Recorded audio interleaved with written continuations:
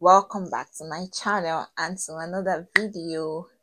If this is the first time or if you've seen this face, don't make it your last by subscribing and joining the family, and thank you for clicking on the video.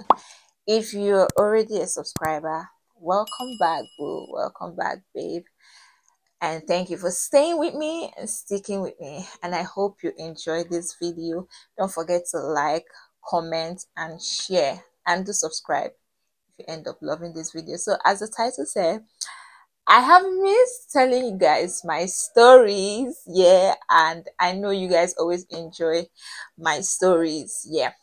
So this is going to be a story time video, and in as much as I'm excited to tell you guys the story, I want you to also engage on the story, because this is a very sensitive topic.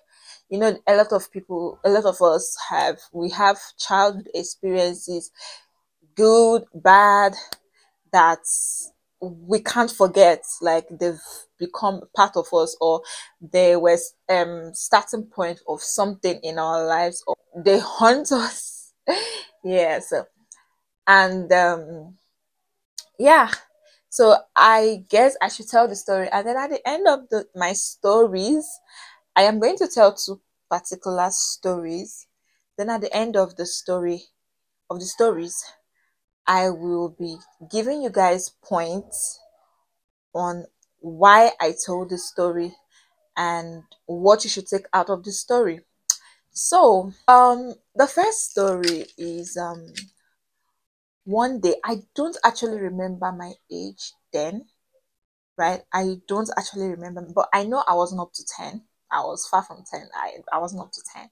So I was outside of my parents' house, and the place that we lived in is just this place that when you come out of the streets, there is this big house building that look like a town hall, and then there's a space there where people can play football, can do whatever you want to do there. So I was there, and then there was the major road right in front of us, but kind of far from me because we were inside, you know.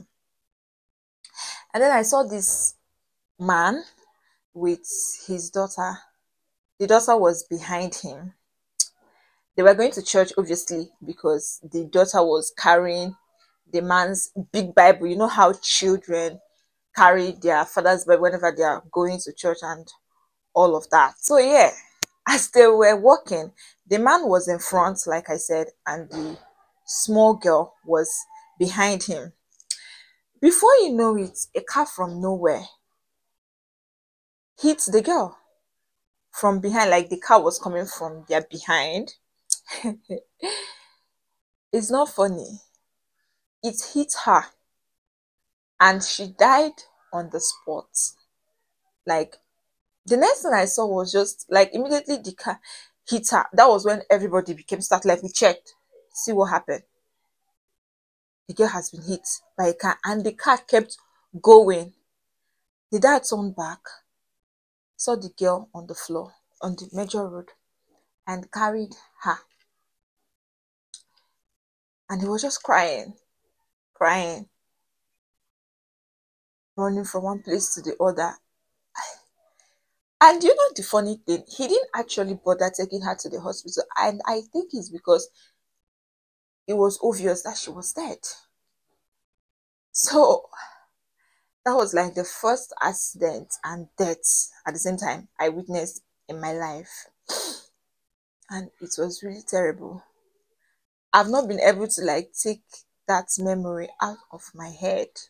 Like, no matter the accidents I've seen after that, no matter the death, that is just it. I can't. I've not been able to take it out of my head. Even as I kept growing up, I like I said, I wasn't even up to 10. I think I was 5 or 6. I didn't really understand the situation then. But after that time, when I kept growing up, I kept thinking about it and thinking about it. I was like, why didn't he take her to the hospital? What if she was still alive? What if she could have been saved? Like, And why did the driver, why did he keep going? Why didn't he stop? Like, I realized a lot of things at that point. Like, that particular incident taught me a whole lot. That, first of all, somebody that you're with right now can no longer be there. Second of all, don't stay behind. Don't stay behind. I don't know, but just don't be behind. Thirdly, people are wicked. Like, how can you hit a small girl and keep going? People are wicked. Like, it taught me a whole lot. Like, don't stay close to the main road. Like, each time I remember this, I always cry. Like, okay. So yeah, that's it. I always think about that incident. Whenever I hear about an accident, whenever I see one, I always remember that. Even when I don't, like, whenever, even if I'm reading a book and accident is written there, I remember that incident. Even when my sister had an accident later on, that particular incident kept ringing in my head. Like, I kept seeing it. It's still haunting me till now. It changed a lot of things about, like, it scared me from there. I always feel like whenever, if I, God forbid, I have an accident, but I always feel like if I have an accident, I'm going to die. I'm going to die. And that if I'm with you and you allow me to stay behind you, you hit me.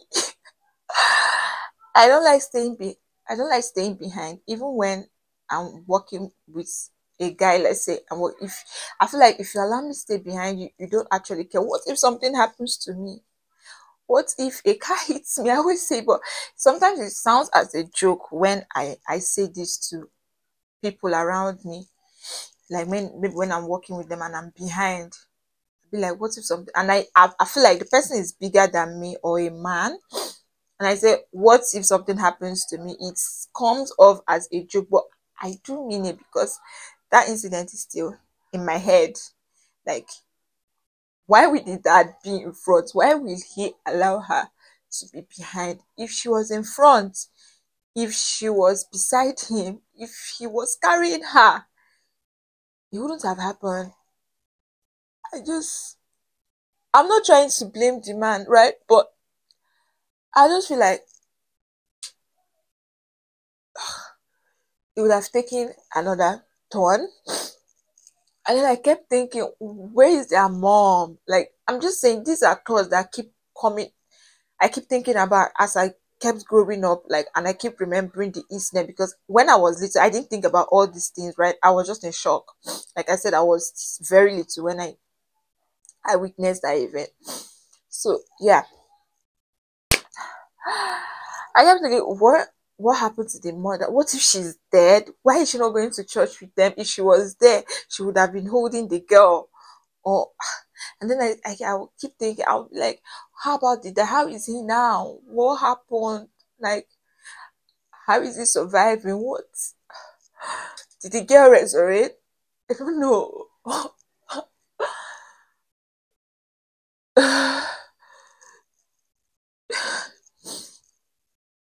I don't know.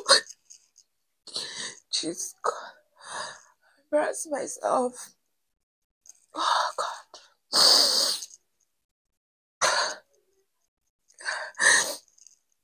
Oh, God. Okay, so, and now whenever I'm with somebody, maybe my younger ones or somebody younger than me, I always want the person to be in front of me. I want to see you. I don't want anything to happen. Like, I'm always scared. Like, and so my safety means a lot to me. Like, when it comes to safety, it really means a lot to me. So yeah. That's that for that story. And then the second story happened to me. I remember the class, but I don't remember my age. I guess when I really calculate, I will know my age, how old I was then. I was in primary 2 when this particular incident happened. And I still remember the class because it happened in school. It happened in school. So in primary two, one day, um, I was actually a bright student in primary school. I don't know about now, but I was really bright. I was really, really bright. And my classmates, they were not my original classmates, because the thing is that I was I was double promoted from nursery two to primary one. So they were my classmates. So I joined them in primary one, and then we're now in primary two. But my original classmates were still in primary one. So I was still trying to get acquainted with them, try to, make friends and all of that, because they weren't my friends, they weren't my classmates. So one day, my class teacher, um, after break or something like that, we came back to class, and then we're she was supposed to start teaching us. And then she wasn't in the class. The class wasn't in the class then. I think they were in a meeting or something, but she wasn't yet in class. But we're back from break, and I couldn't find my pen. I couldn't find my pen. I looked for it in my bag, in my locker. I didn't see it. So I now saw a pen on the floor. I saw a pen on the floor. I picked it. And, everyone was writing. Nobody said it was hers or his, I started writing with it. Obviously, if it's yours, if you see me writing with it, you can tell me it's yours. Then after the class or after writing, I'll give it back to you. But I was writing, and then I don't know, my class teacher wanted to, I think, correct something in her book. I'm just trying to remember the incident, how it actually happened, right? She started looking for her pen. She said she was on her desk, the teacher's desk. I didn't take any pen from her desk, so I didn't say anything. She asked if anybody took a pen from her desk. Nobody said a word. She now saw me with the pen and now asked me why I didn't talk when she was asking. I told her that I didn't find the pen on her desk, that I found it on the floor. I thought it was going to be that simple. I thought it was going to be that simple, but it wasn't.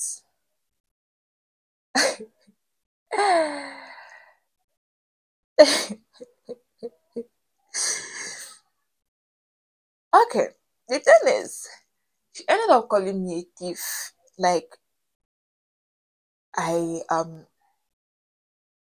why will I steal? Like, I stole the pen from her desk, and now I'm saying I saw it on the floor. That why a small girl like me, I've started lying, I've started stealing. It was a shock to me. I couldn't believe it, but it was happening.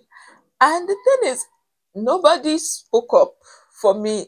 It's not, I wasn't expecting anybody to speak up. Obviously, we were still kids, but why will I lie? Why will I go to your desk and take a pen? If I needed a pen from you, I would have asked you, I would have told you.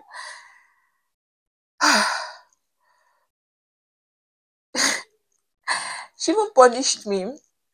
She punished me, yes. Uh, I didn't take that pen from her desk. Ah.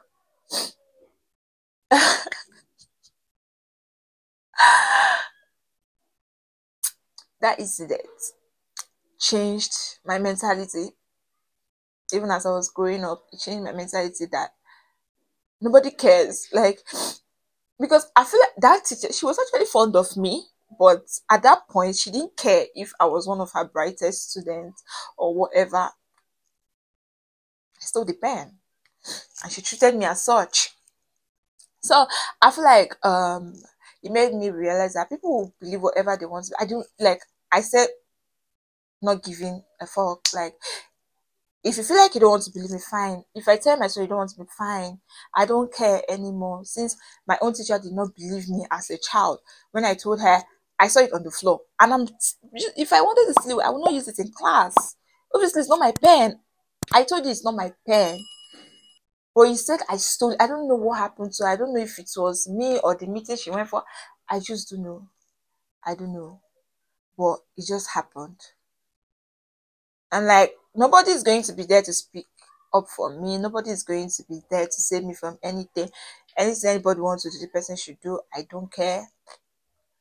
It is what it is. People will always remain humans. Like, I don't care. Like, I really don't care. Anything that wants to happen should happen.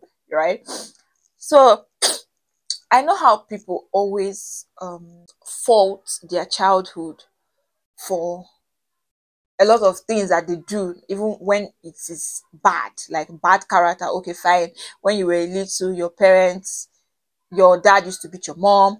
Now you're a grown ass man, you're beating your wife, and you think it's normal. And when you're asked, you say, it's got my childhood. Your child is making you act stupid.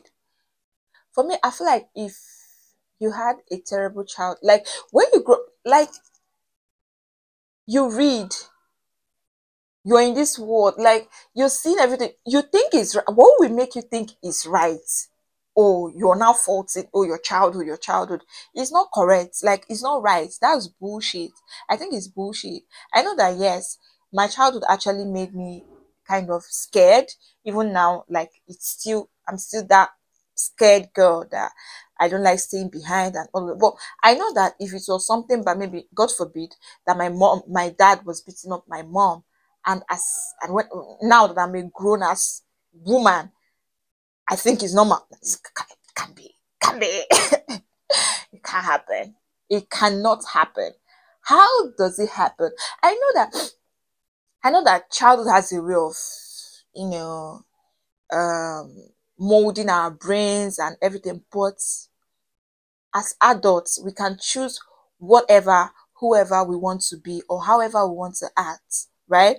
So this is about giving people credit or giving them, making excuses for them. Oh, it's because of the kind of childhood they have, when when it's a bad character. Nah, your parents are not the only one that trained you. You are going to train yourself as you're growing up. People are going to train you. So society will train you. School will train you. The training I feel like the training we give ourselves is the one that stays till we die. Because the training the way our parents um bring us or brought us up is only going to last for a while. And that is if you allow it. Like, they're only going to train you, let's say, from when you were born to primary school, then secondary school, some part of secondary school, because some people go to boarding house and they're no longer with their parents, and then they do a lot of things, and it's now your choice to actually, like, okay, this is how I was brought up. I want to go like this, or I want to go this way. It's your choice. Like, I'm just saying that the training we give ourselves is the one that actually stays with us. It's not about how you were brought up. Seriously, I don't believe that, because there are a lot of ways to get you can be influenced. I've seen a lot of people that came from bad homes, like where the dad beat the mother and a lot of things happen, and they turn out to be the best humans with the best hearts, because they are aware that whatever their dad is doing or was doing is wrong, and they've chosen to be the good ones. So you can't say, oh, somebody doesn't understand you, it's not your fault because that's how you grew up. No, you need to fix your bad character, my dear. Fix it. And again, I want to talk about whenever we whatever you experience, whether it was in your childhood or later in life, or you're still going to experience, I feel like it's good to always talk about it. People ask me, how am I able to openly talk about stuffs? Don't I feel, how do I get the courage to talk about a lot of things that happened to me? Because it makes me feel better. That's actually the truth. It makes me feel better.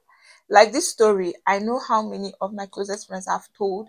The more I tell people about it, the more normal I feel.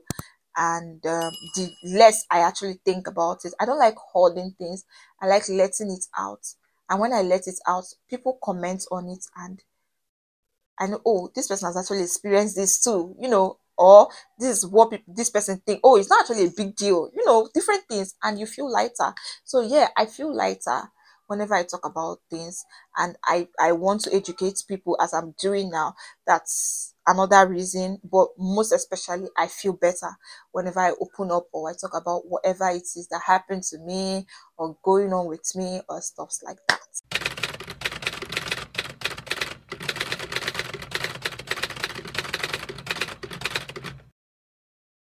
So yeah, I hope you got something from this video. I'm sorry, I was a crybaby. I couldn't hold myself, and I hope you enjoyed it. If you have any um childhood experience that you still remember, that really still haunts you, or that changed something about you, I would really love to hear it in the comment section. Write it down for me, type it, I will read, and I'm going to comment. So hope you've subscribed to the channel, and I'm going to see you in my next video. Bye.